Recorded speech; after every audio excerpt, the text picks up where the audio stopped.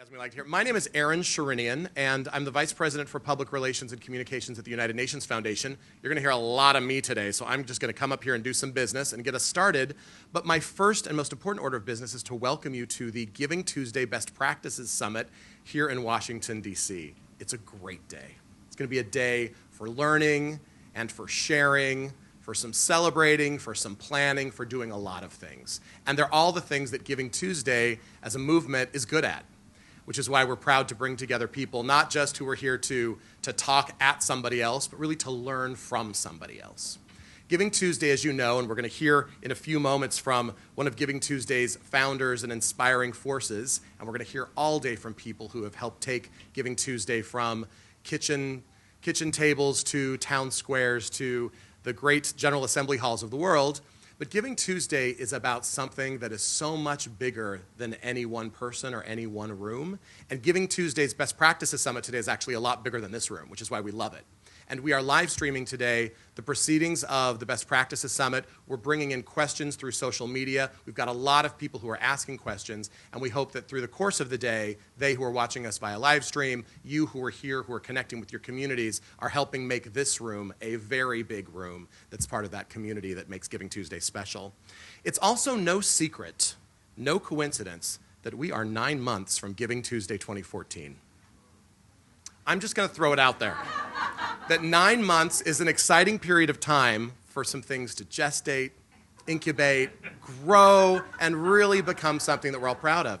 Giving Tuesday as a movement is something that all of us can be proud of, and it's also something that grows and evolves. So at 9 months almost to Giving Tuesday, what's Giving Tuesday's date again? Someone remind me?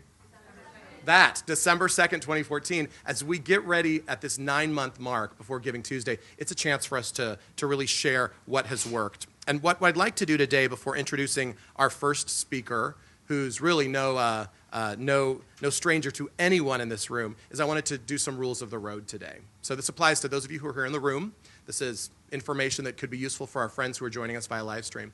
We're pleased to welcome you here to the UN Foundation's new headquarters in Washington, D.C. Our goal is to connect people and ideas and resources to help the UN solve the world's biggest problems. We're in a new house today, and this house is on Pennsylvania Avenue. We don't think that's a coincidence either, because global issues should be on one of the world's most famous streets. This is a street where there's a very important office, a very famous office, just 2 doors down from here. But I think that this 12th floor conference room and everyone joining us is having probably the most important conversation in DC today. How do we connect people together for good through giving as we redefine giving and what it is? Here at the building, it's a new spot for us. This is one of our very first events, so we ask for your patience. If anything should be bumpy along the way, it'll be a great road today. But if you need to get any help, please look for any of us from the United Nations Foundation. I also want to mention that what we hear on the stage is not where the learning ends. Any of you who are going to be part of our program are also invited to be part of some moments that we have for you to share via social media, your lessons learned, your best practices. And I'd like to introduce everyone to Audrey. Everyone meet Audrey in the back of the room. Say hi, Audrey. Audrey is here to learn from everyone who's here. So whether you've been part of a discussion here, whether you're a guest that has some great burning best practices you want to share, Audrey's going to make sure that you are taken back to where our studio is in the back for Giving Tuesday best practices to be shared, starting right now, so they can be tweeted out, shared, and posted as part of the massive library of Giving Tuesday resources that you've made possible. So Audrey's the person who can make sure that each of you has a chance to be interviewed and share some of those best practices today. We have a vocabulary lesson that we need to take care of today. There are no panel discussions as part of the Giving Tuesday Best Practices Summit. They're rallies. And we're going to have a chance to rally. The formats will all be different. The moderators are in charge. Kathleen Tressler, raise your hand, Kathleen. Kathleen Tressler is the timekeeper, and she's going to let folks know when we are out of time. And that's just how it is. We wish we could be learning for a long time here, but that's why we're together. When time is called, we want to make sure that we continue the conversation via social media here in this room. And heaven forbid when we get to look at each other in the eyes and say, "Oh, I'm so glad to meet you in person." I love hearing that phrase. We're going to go ahead and get started today. And in introducing Henry Timms, who needs no introduction, as founder of Giving Tuesday, as inspiring force behind Giving Tuesday, and someone who's motivated and challenged all of us, I wanted to throw out one thing that Henry has definitely taught me, and something that has been an inspiration as we've watched the Giving Tuesday movement come together. The Giving Tuesday movement is something that is global. It's something that's local. It's personal. It's passionate, and it's powerful. But Giving Tuesday is always about our best common denominator. Not what is easiest to bring us all together, not what's cheapest to bring us all together, not the lowest common denominator, but the best common denominator. And it's been great to watch that come out in people. What brings people together to create positive change, to give back. And Henry Timms has helped all of us achieve that. So we want to thank Henry. We want to invite him up here to get us started today. Henry Timms of the 92nd Street Y.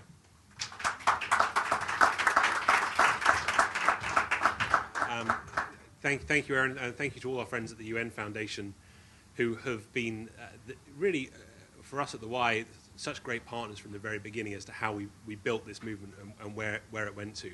I want to welcome everyone who's here in DC at the UN Foundation's fantastic new headquarters, and I want to welcome all those people around the world. I know we have people in different countries around the world who are either old friends of Giving Tuesday, such as Canada, and the Canadians did a great job last year of introducing Giving Tuesday to Canada, but also new friends in the UK and around the world who are sitting in rooms like this, probably with not quite this many people, but thinking about how they too can join this movement so Giving Tuesday rises more widely. There are lots of people who I ought to thank, and Giving Tuesday really should be and could be 2 days' worth of name after name of people to whom we are grateful. So I hope you'll forgive me by thanking just one, who is really the power behind Giving Tuesday, and certainly the power behind the scenes, which is my wife, Colleen Giles Timms, who is at home as CEO of Timms Enterprises, feeding my son breakfast. So she couldn't be with us today, but I wanted to thank her for her wisdom and guidance in this project, and also tell my son Josiah, who will be listening to this on the radio, that he ought to eat his oatmeal. So we'll make sure he starts his day with his oatmeal. So I look around the room here, and I think to myself, we at the 92nd Street Y are a community centre. We spend our time thinking about how you create community. And I think just about the community represented in this room. You look at the people around this room, and you see some old friends and some new friends. People like Ben Rhodes down in the front row here. And Ben started a really innovative campaign for the Methodist Church. And they began to think about how they could use matching campaigns, how they could use social media to connect with new donors. And the best online giving day they'd had before Giving Tuesday, I think I'm right in saying, was $400,000. Ben's team across the world on Giving Tuesday last year raised $6.5 million. Remarkable story. A remarkable story, but not an exceptional one. Actually, what Ben represents is the way in which non-profits and faith groups and others really made energetic and dynamic bets on Giving Tuesday in interesting ways. I look to the front row and I see my friend Mai Lan, who is a new friend of mine, who works for Camp Kesem. So what Camp Kesem did is they took Giving Tuesday and brought it to student campuses across the country, not specifically thinking about monetary donations, but thinking about how people could support camp programs and really innovative new ways of using social media to connect with people. I see my friend Peter over this side of the room. Peter was part of the team in Baltimore who brought the whole city together for something they called Be More Gives More. And Be More Gives More in Baltimore, they set out and said, we are going to be the most generous city in America. And the whole community came together in Baltimore, all the nonprofits, all the different businesses, the mayor's office. And through the course of their work together, they raised $5.7 million on Giving Tuesday last year. A remarkable story, and again, a big number. But that story about communities coming together wasn't just in Baltimore, it wasn't just in Philadelphia, for whom we have friends here today, but was in places like Booth Bay Harbor in Maine, where local communities came together and actually thought, how can we be more than just single non-profits and actually a collective community? And I see my friends like Boaz Paldi, who's here representing the United Nations. It was through Boaz's work that Giving Tuesday wasn't just something that played off an American holiday here in the US, but actually really began to go global. One of the many meaningful things that the UN did around the world last year on Giving Tuesday was ran a blood drive in Zimbabwe? In Burundi and Zimbabwe, where there are chronic blood shortages. On Giving Tuesday last year, the UN's team actually ran a blood drive. So no one was giving money, no one was volunteering, people were literally giving of themselves in the spirit of Giving Tuesday. Those are just a few stories which I think speak to a wider sense of what an extraordinary community of people have got behind the idea of Giving Tuesday, and through their creativity and entrepreneurialism have turned it into something that is so much more than a series of campaigns run by a series of organizations, and is increasingly becoming something that connects all of us in some pretty meaningful ways. So I wanted to start by talking about what we've learned. And again, we'll talk all day today about best practices. And the biggest compliment I think anyone in the Giving Tuesday movement was paid was online when someone said Giving Tuesday has become a connected learning environment. Right? So we are connecting, we are learning, and we are creating an environment we're trying to learn. That couldn't be more important. The press is always going to want to respond how much money was raised on the day. But the real work is days like today when we sit down as a community and think, what have we learned from this experience? What can we share with others? And how can we do this better? So I wanted to start the day with some lessons I think we learned from Giving Tuesday. One, we learned about the power of champions. So often Giving Tuesday was really brought to life not by the executive directors of organizations or by chief executives sitting down and saying, you know what, we must do Giving Tuesday this year. It was brought to life often by mid-level people at organizations. Often, in one case I heard last week, by the interns who were giving Giving Tuesday because the executive director didn't know what to do with it. And we really saw a community of people who understand how the world is changing, grab Giving Tuesday and start to experiment with it. So the power of champions is something we learned huge amounts about, and every time you see a Giving Tuesday success story, you will always see a champion behind it. We see so many of them here in this room and watching via live stream. We also learned a lot about experiment.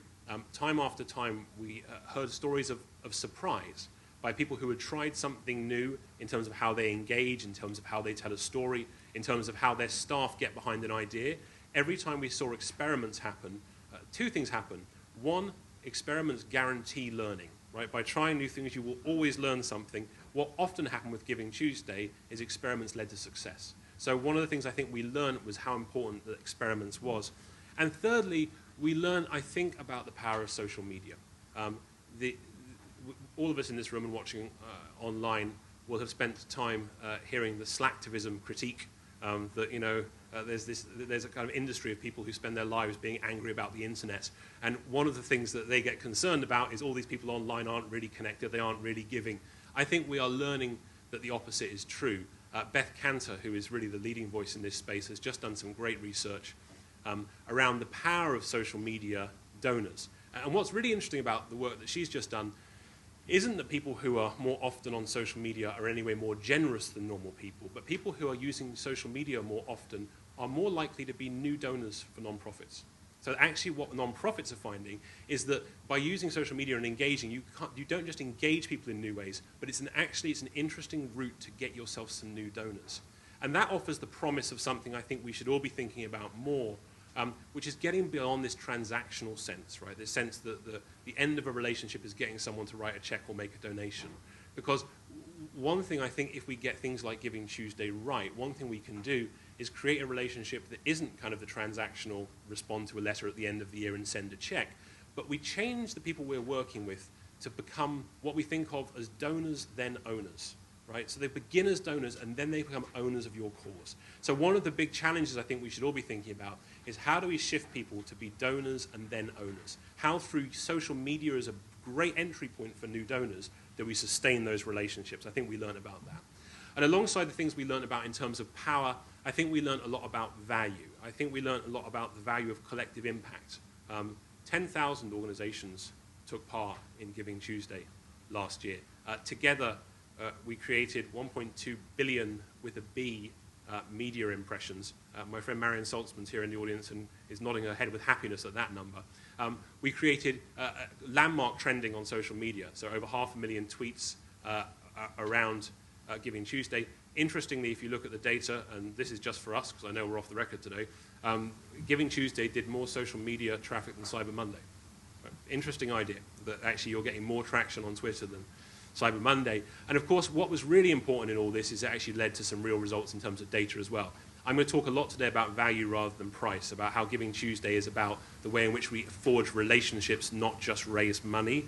But the numbers that Rachel Hutchinson and her team did at Blackboard, and they have the biggest and most interesting data sample, they showed that online giving year to year went up by around 90%. That in itself was up 50% on the year before. So we're really seeing Giving Tuesday delivering not just the kind of online buzz, but also beginning to deliver in terms of donations. So we learned about the value of collective impact. We told one story.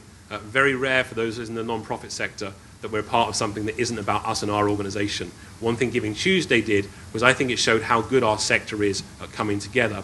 And we also learned about the value of entrepreneurialism. the sector, the for-purpose sector, as one of my failed campaigns has been to try and get the non-profit rebranded as the for-purpose sector, because I don't speak, I think I can speak for most of us that we don't try and get into work in the morning and work out novel ways of not profiting. That is not our main goal of the day. We think about value and we think about purpose. So I have failed to get the non-profit sector rebranded as the for-purpose sector. But one thing I think that people don't get credit for is so much we see such energy, we see such entrepreneurialism, we see such dynamism in our sector, and yet we often get this nasty image of being a bit drab and a bit fusty. I think we're telling a different story with Giving Tuesday. And then perhaps most of all with Giving Tuesday, we learned the value of participation. If there's one thing we're learning from a new generation across the world, and we look at a world now where half the world is under 30, there are more phones than people, there are 2.5 billion smartphones in the world. The nature of community, the nature of engagement is just changing so fundamentally. And what we're learning is how much people want to engage in things that matter. And what we see Giving Tuesday becoming is a way in which people can engage deeply with things that matter, whether they care about protecting animals, whether they care about supporting hospitals, whether they care about working in local soup kitchens. The opportunity here is this generation of people around the world who want to engage in ways that matter. Our responsibility collectively is to work out better ways of doing that, and we think Giving Tuesday is a step in that direction. So those are some of the things we've learned. Those are some of the values we've learned. Let me finish with what I think we should be talking about today too, which is not a day long of congratulatory didn't we do fabulously, although I think we did, and I think people should take great credit in this. But today's the day 9 months out to be thinking bigger. So having achieved so much so far, we with Giving Tuesday are at the beginning of something, not the end of something. So here are 3 challenges I think we should be thinking about as we build this movement. The first is more reach. So we've seen Giving Tuesday grow to 10,000 partners, which is a great number. But that's a drop in the ocean in terms of the amount of non-profits and businesses in America. So I think we can think much more widely about who we can engage with. And I think we can think about more countries. We've seen, thanks to the work of UNDP in particular, how this message resonates not just in America, but in places around the world. So I think one thing we should all be thinking about this year is more reach. How can we build this more widely? The second is more impact. The most important thing we should be thinking about now with Giving Tuesday is working out how we really measure impact. Why is this useful? What is it delivering for our organizations? And we'll spend a lot of time, not just this year, but going forward, thinking more carefully about the impact of Giving Tuesday. And then thirdly, I think we should think about more resonance. So how can we connect more deeply with people using Giving Tuesday? I think the lens we have, and certainly we at the 92nd Street Y are a non-profit and we ran our own Giving Tuesday campaign like everybody else. What we learned so much from Giving Tuesday was how much people want to be part of a community if only you give them the way to engage. You think about, I just came back from South by Southwest, and you think about how there is this generation of brilliant new ideas which are about engagement, right? Engaging in how you can get a better partner, engaging on how you can get a better taxi, engaging in how you can buy a better house. There are all these kind of tools which engage us better. What will those tools be for us? What will those tools be for an agenda around good that can allow people to connect more fundamentally with things that truly matter? So we begin our Giving Tuesday with 9 months to go. We begin our Giving Tuesday 2014 campaign deeply appreciative of everyone who has contributed to this movement. We begin too completely convinced of the power of people coming together. This community has proved time and time again it can be generous, it can learn together, and it can grow together. But we begin most of all thinking about how much we have to learn. It's a brave new world, it's a fascinating one. We are all trying to learn new things, and I want to thank everyone for being here today to be part of this learning environment. And most of all, I'm looking forward to hearing what people can tell us today about what they've learned, and I can't wait to work with all of you as we build towards Giving Tuesday 3, as we call it around the office. So thank you for your time.